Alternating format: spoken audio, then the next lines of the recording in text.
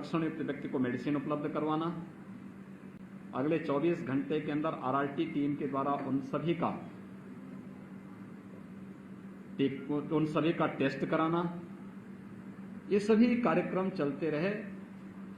आदरणीय प्रधानमंत्री जी का मार्गदर्शन, भारत सरकार का भरपूर सहयोग, कोरोना की दूसरी लहर को भी पूरी तरह नियंत्रित करने के बाद तीसरी लहर की जो आशंका व्यक्त की जा रही है उस पर हम लोग कार्य कर रहे हैं। खासतौर पर तीसरी लहर के बारे में जो आशंका व्यक्त की जा रही है, यद्यपि उसमें कोई सशंकित होने की आवश्यकता नहीं, किसी प्रकार की भयभीत होने की आवश्यकता नहीं, लेकिन सतर्कता और सावधानी आवश्यक है। क्योंकि जिस समय तीसरी लहर के बारे में आशंका व्यक्त की जा रही है वह समय तमाम प्रकार की उन विषाणुजनित बीमारियों की प्रति भी अत्यंत संवेदनशील समय होता है। जब मलेरिया है, डेंगू, कालाजार, चिकनगुनिया, इंसेफ्लाइटिस, तमाम प्रकार की बीमारियां आती हैं और ये सभी क्षेत्र उसके प्रति कहीं न कहीं संवेदनशील रहते हैं। राज्य सरकार ने अभी से इसकी तैयारी प्रारंभ कर दी है। स्वच्छता, सैनिटाइजेशन, फॉगिंग, शुद्ध पेयजल की आपूर्ति की कार्रवाई हो या फिर अभिभावक स्पेशल बूथ के माध्यम से हर जनपद में अभिभावकों को 12 वर्ष से छोटी उम्र के जितने भी बच्चे हैं उनके अभिभावकों को प्राथमिकता के आधार पर वैक्सीन उपलब्ध करवाना और वैक्सीन से उन्हें कोरोना का सुरक्षा कवच उपलब्ध कराना, यह कार्य भी प्रदेश के अंदर युद्ध स्तर पर चल रहा है और हम लोगों ने इसके अभिभावक स्पेशल बूथ हर एक जनपद में स्थापित किए हैं। बलिया जनपद में भी सफलतापूर्वक आगे बढ़ रहा है। पीडियाट्रिक आईसीयू के निर्माण की कार्रवाई भी हमारी हर जनपद में प्रारंभ हुई है। जहां मेडिकल कॉलेजेज हैं, मेडिकल कॉलेजेज में 100 बेड्स के हमारे पीआईसीयू बन रहे हैं। डिस्ट्रिक्ट हॉस्पिटल में 25 से 30 बेड्स के हम लोगों ने पीको के निर्माण की कार्रवाई की है। कुछ सीएससीज को भी हम इसके साथ जोड़ रहे हैं जहां मिनी पीको के निर्माण की कार्रवाई युद्ध स्तर पर चल रही है। और भी इसके लिए जो भी सावधानी होंगी उन सबको करने के साथ ही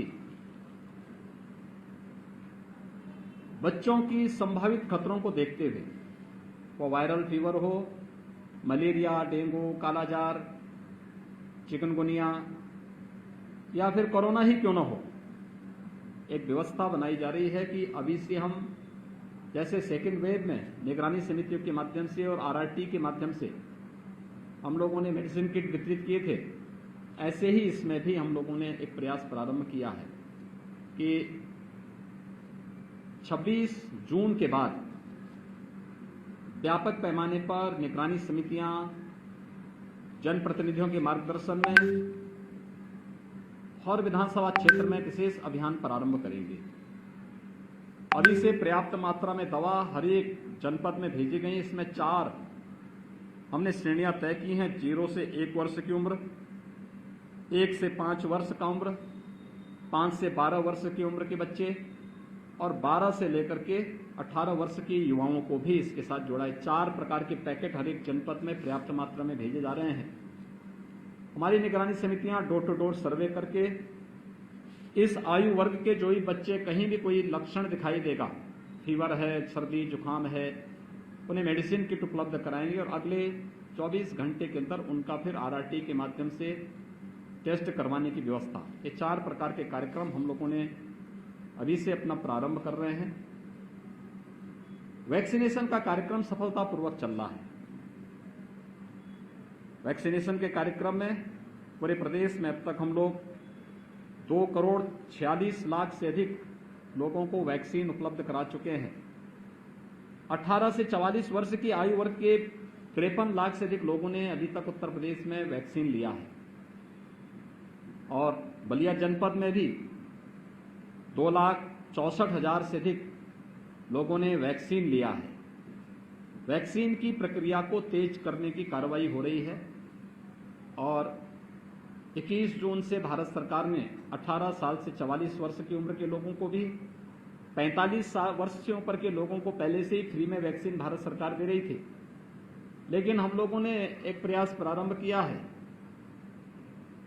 भारत सरकार ने 18 से 44 राज्यों के ऊपर सौंपा था। राज्य ने 1 मई से अपने यहाँ वैक्सीनेशन प्रारंभ भी कर दिया था, लेकिन अब वैक्सीन की पर्याप्त मात्रा में उपलब्धता और ये फ्री में वैक्सीन भारत सरकार देगी, इसलिए वैक्सीनेशन की गति को और तेज बनाने की कार्रवाई। अभी हम 4 लाख वैक्सीन प्रतिदिन दे रहे हैं।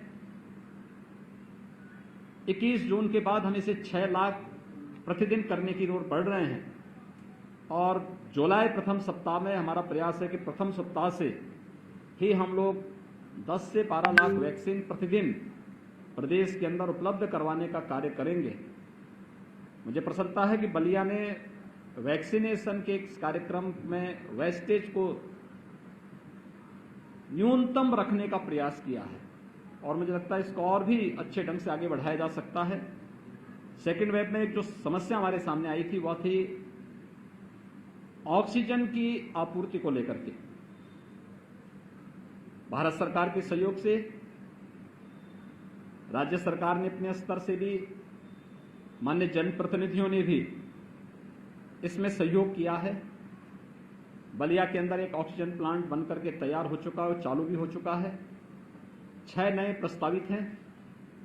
प्रदेश के अंदर वर्तमान में हम 431 ऑक्सीजन प्लांट या तो निर्मित कर रहे हैं। 100 ऑक्सीजन प्लांट हमारे स्थापित हो चुके हैं, शेष प्रस्तावित हैं और उस पर तेजी के साथ कार्य आगे बढ़ेंगे। उत्तर प्रदेश देश के अंदर सर्वाधिक टेस्ट करने वाला राज्य है। टेस्ट ट्रीट एंड ट्रैक के इस माध्यम से हम लोगों ने मजबूती के साथ इस कार्यक्रम को आगे बढ़ाने का कार्य किया है। तो टेस्ट एंड ट्रीट के इस मंत्र ने कोरोना को नियंत्रित करने में काफी सफलता प्रदेश को दी है और इसको हम निरंतरता प्रदान करेंगे। आपके माध्यम से मेरी अपील होगी जनता जनार्दन से कि वो टेस्ट करने से न भागे। निगरानी समिति आती है, टेस्ट जरूर करवाएं, मास्क का इस्तेमाल भी जरूर करें, भीड़ भाड़ वाले स्थानों में जाने से बचें और मेरी अपील होगी कि वैक्सीन अपनी पारी आने पर जरूर लगाएं। हमारा प्रयास है कि गांव-गांव में हम वैक्सीनेशन के सेंटर स्थापित करें। गांव के पंचायत भवन में, गांव के विद्यालय में, अगर पंचायत भवन में ही कॉमन सर्विस सेंटर चल रहा है तो ये बहुत अच्छी बात है, लेकिन हम गांव-गांव तक पहुंचने का कार्य अगले महीने से प्रारंभ करने जा रहे हैं। तो वैक्सीन अपनी पारी आने पर जरूर लगाएं। हम सब आभारी हैं प्रधानमंत्री मोदी जी के, जिनके प्रयास से कोरोना को देश के यानी दुनिया के अंदर पॉजिटिविटी रेट में अगर आप देखेंगे भारत का रिजल्ट बेहतर है और मृत्यु दर को भी देखेंगे तो दुनिया के तमाम विकसित देशों की तुलना में भारत ने काफी हद तक इसको नियंत्रित करने में सफलता प्राप्त की है।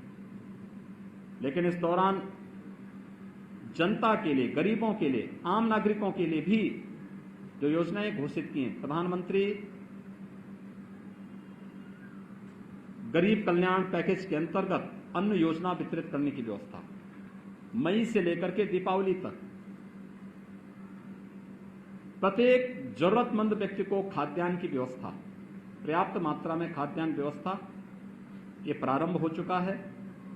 पर यूनिट 5 किलो चावल या गेहूं हर जरूरतमंद व्यक्ति को, राशन कार्ड धारक को भारत सरकार निःशुल्क उपलब्ध करा रही है। प्रदेश में 15 करोड़ लोग प्रतिमाह इस योजना से लाभान्वित हो रहे हैं। राज्य सरकार भी अपने स्तर पर 3 महीनों के लिए, जून, जुलाई और अगस्त में इस कार्यक्रम को, निःशुल्क खाद्यान्न के कार्यक्रम को अपने स्तर पर दे रही है। यानी 3 महीने मई, जून, जुलाई और अगस्त में प्रत्येक व्यक्ति को 2-2 बार निःशुल्क खाद्यान्न की सुविधा का लाभ प्राप्त होगा। हर जरूरतमंद इस संकट के समय में सरकार के सहारा की अपेक्षा रखता था। राज्य सरकार ने व्यवस्था की है।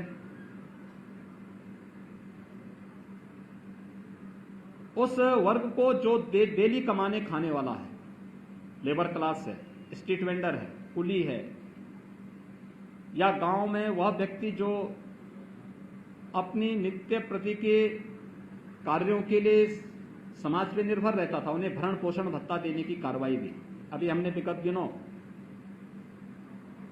जितने भी प्रदेश के अंदर रजिस्टर्ड श्रमिक थे, ऐसे 23 लाख लोगों को भरण पोषण भत्ता की पहली किस्त उन्हें उपलब्ध कराई है। स्ट्रीट वेंडर या फिर परंपरागत जो हमारे कारीगर हैं, उन लोगों को देने की कार्रवाई युद्ध स्तर पर चली, वेरिफिकेशन की कार्रवाई चल रही है। बहुत शीघ्र उन्हें भी भरण पोषण भत्ता का लाभ प्राप्त होगा। बलिया के अंदर स्वास्थ्य सुविधाएं और बेहतर हों, इसके लिए कुछ प्रस्ताव हम लोगों ने यहां जनप्रतिनिधियों ने मुझे उपलब्ध करवाए हैं। देखिए, एक चीज जिसके बारे में बहुत भ्रांतियां पैदा करने का प्रयास हो रहा है, वह है गेहूं क्रय केंद्रों के बारे में। अगर आप बलिया के अंदर देखेंगे तो कोरोना की सेकेंड वेव में विगत वर्ष की तुलना में, यानी जो आज एक किसानों से सीधे गेहूं क्रय केंद्र के माध्यम से क्रय करने और डीबीटी के माध्यम से उन्हें धनराशि उपलब्ध कराने की जो कार्रवाई चल रही है, हमने 2017 में प्रारंभ की थी। 2016 की अगर मैं बात करूं, 2016 में केवल 7 लाख मीट्रिक टन गेहूं का क्रय हुआ था। हम लोगों ने कल तक 54 लाख मीट्रिक टन गेहूं का क्रय सीधे किसानों से किया है। बलिया जनपद में 85,000 मीट्रिक टन से अधिक गेहूं का क्रय अब तक किसानों से हुआ है। अगर विगत वर्ष की तुलना हम करेंगे तो विगत वर्ष मात्र 48,000 मीट्रिक टन गेहूं का क्रय हुआ था, तो 48,000 की तुलना में काफी आगे, काफी ज्यादा गेहूं का क्रय हुआ है। लेकिन फिर भी जिला प्रशासन से कहा गया कि जहां भी वो मंडी हो, जहां पे किसान के द्वारा लाए जाने वाली इस उपज को बरसात से बचाया जा सके, क्रय केंद्र वहां पर 22 तक सुचारू रूप से संचालित करें, जिससे हर एक किसान को इससे राहत मिल सके। किसान के हित के लिए, श्रमिकों के हित के लिए, स्ट्रीट वेंडर के हित के लिए, एक सामान्य नागरिक के हित के लिए सरकार पूरी प्रतिबद्ध तरीके से कार्य कर रही है। हम न केवल कोरोना के खिलाफ इस लड़ाई को जीतेंगे, बल्कि विकास की प्रक्रिया को तेजी से आगे बढ़ाते हुए जो स्वास्थ्य सुविधाओं को और बेहतर करने की दिशा में जो प्रस्ताव यहाँ पे हमारे जनप्रतिनिधियों ने उपलब्ध कराए हैं, सरकार उस पर गंभीरतापूर्वक विचार करते हुए उस कार्यक्रम को आगे करेगी। धन्यवाद।